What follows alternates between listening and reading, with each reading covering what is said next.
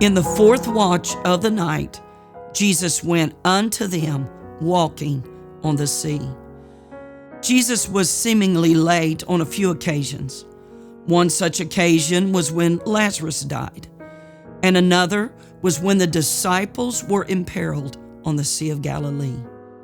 Yet he wasn't really late, it only seemed so. Let's look at the disciples in Matthew 14, for example.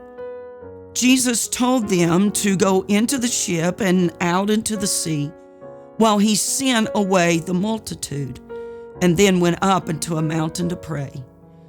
Sometime after the disciples had set sail for the other side, the winds became contrary. Now, we don't know what time the storm began to brew. The Bible only tells us that when even or evening time was come, that Jesus was alone on the land while the ship was in the midst of the sea. So we have no real answer concerning how long the disciples had been fighting the storm.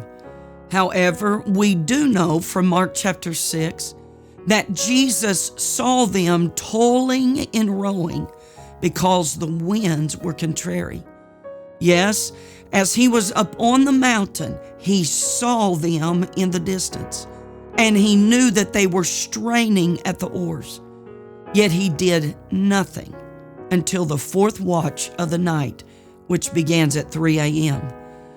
Imagine the fatigue and fear of the disciples, tossed by the waves, drenched, cold, and trying to find land. We can look at this story and ask why the Lord allowed them to get to this desperate place.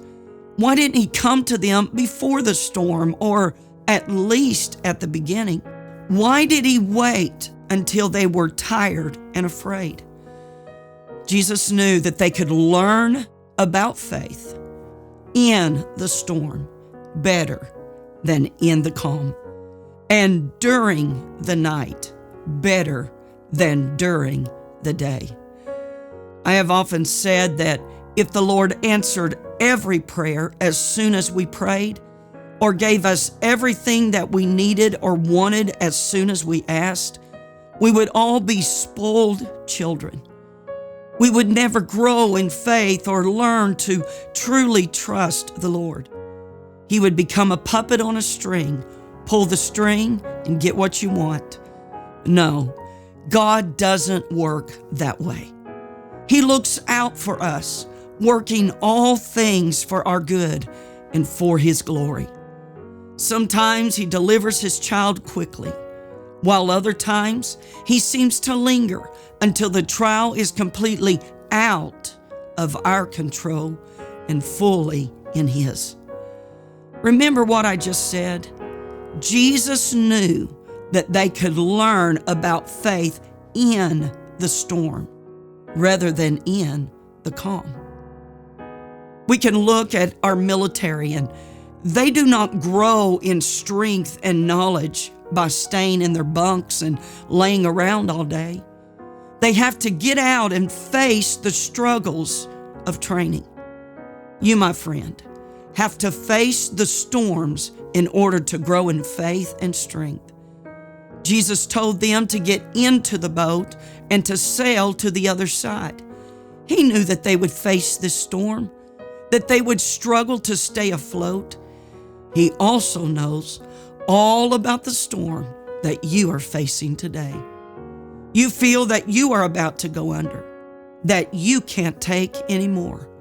Remember, Jesus knows you, and He knows what you can bear, and He knows what you need to encounter in order for your faith to grow. A ship is safe in harbor, but that's not what a ship is built to do. It is made to sail, to endure the storms. Friend, you will never get very far if you stay on the shore.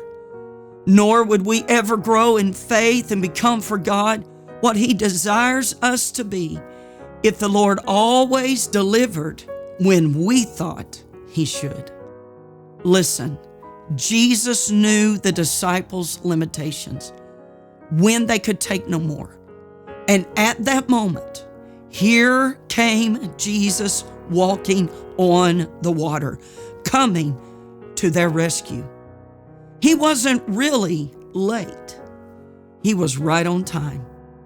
And just as that night so long ago, Jesus will arrive on time to help you during your storm and your darkness. You just have to trust His timing. May God bless you and give you His peace.